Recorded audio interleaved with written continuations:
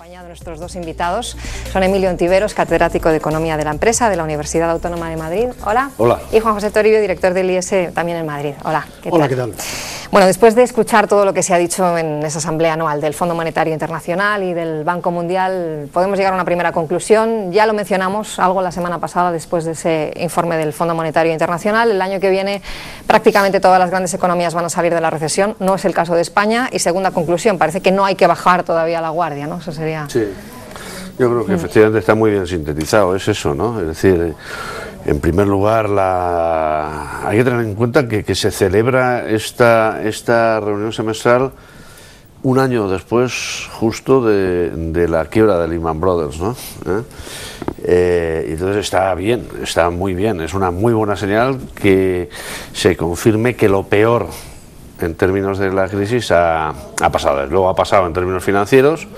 No hay ningún elemento mínimamente razonable que invite a pensar que puede haber otro percance, otra quiebra como aquella, y quizá lo más favorable también para Europa es ver que todas las economías de la OCDE que estaban hasta el segundo trimestre de este año en recesión de forma simultánea, un hecho, ¿no?, han empezado a crecer. Y el otro elemento que yo creo que es muy positivo, del que deja constancia no solo las cifras, sino también el texto del informe, es la recuperación en el volumen de comercio, que recordáis era una señal premonitoria de males peores, ¿no? Y afortunadamente ese bajón de casi el 10% se ha superado, y por lo tanto se inicia una etapa de moderado crecimiento, porque yo creo que ese es un elemento muy a tener en cuenta. No vamos a recuperar los niveles precrisis de crecimiento hasta muy a medio plazo, con paro al alza en casi todas las economías, pero por lo menos en una senda que permite dejar al margen la repetición, la segunda edición de esa Gran Depresión, que fue un poco el parangón que estuvo vigente hasta hace unos meses, ¿no? Sí, déjame decir, quizá antes, de qué se tratan estas reuniones de llamadas asambleas del Fondo Monetario Internacional y del Banco Mundial. En realidad es la reunión de lo que se llama la Junta de Gobernadores, ¿no? Los gobernadores de estas instituciones son los ministros de Economía y Hacienda en casi todos los países, o de Economía o Hacienda, según la organización administrativa del país, de 180 y tantos países. Y además tienen unos suplentes, que en el lenguaje del fondo se llaman alternos, que son los gobernadores de los bancos centrales de esos países, de manera que lo que ahí se reúne son pues los ministros de Economía y Hacienda y los gobernadores de bancos centrales de 180 y tantos países. Bueno, ya te puedes imaginar que en una reunión de este tipo se habla de todo, no solo en las sesiones plenarias, sino en los pasillos y en reuniones bilaterales, de manera que la importancia de estas reuniones no estriba necesariamente en lo que al final se dice allí, sino en todos los contactos que se están desarrollando allí, por lo tanto, en todas las ideas y todas las medidas políticas que pueden configurar el futuro, ¿no?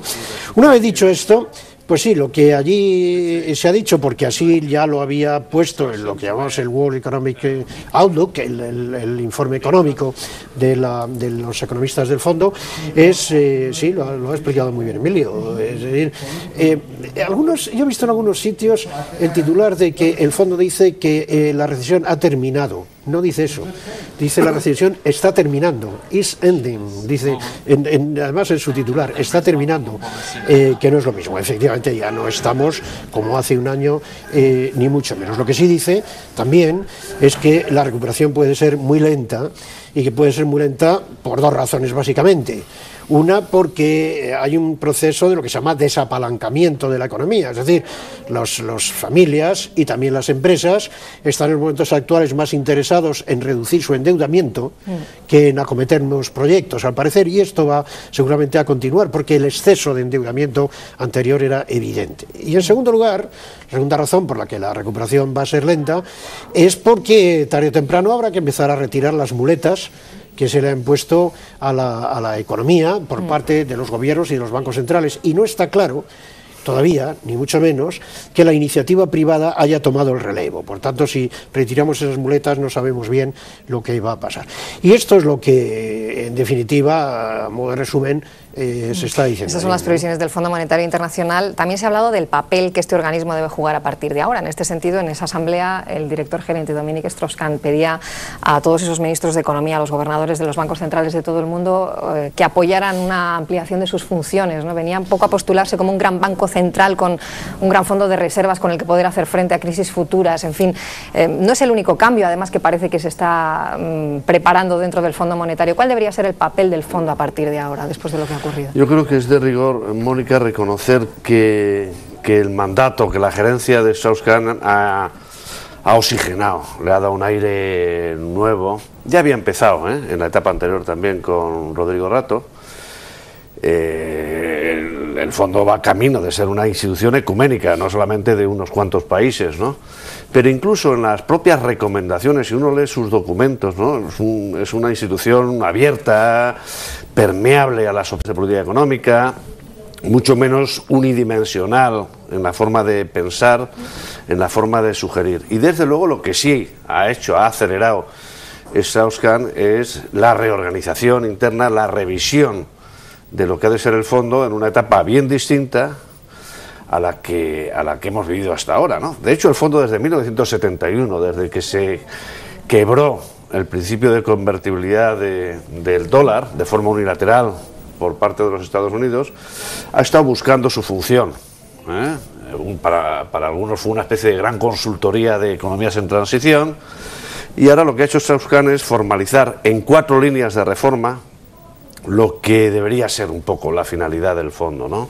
Un papel en lo que es, digamos, la definición de políticas financieras y económicas en aras de la estabilidad global, un papel que tú señalabas como agente financiador de forma ordinaria, pero también como prestamista de última instancia, y desde luego una especie de prescriptor en la escena económica y financiera mundial.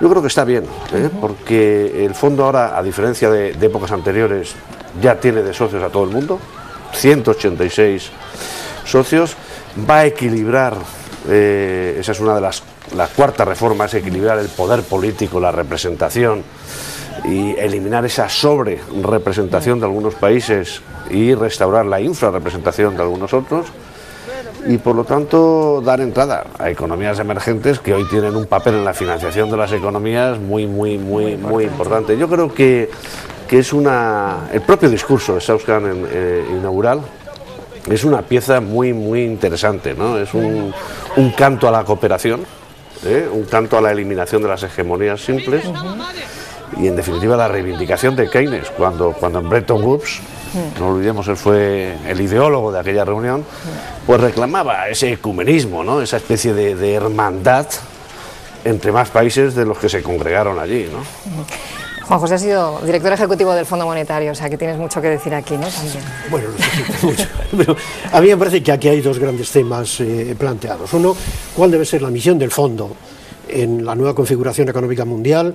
Y 2, ¿cómo debe gobernarse el fondo? Yo creo que son los 2 grandes temas, ¿no? ¿Cuál debe ser la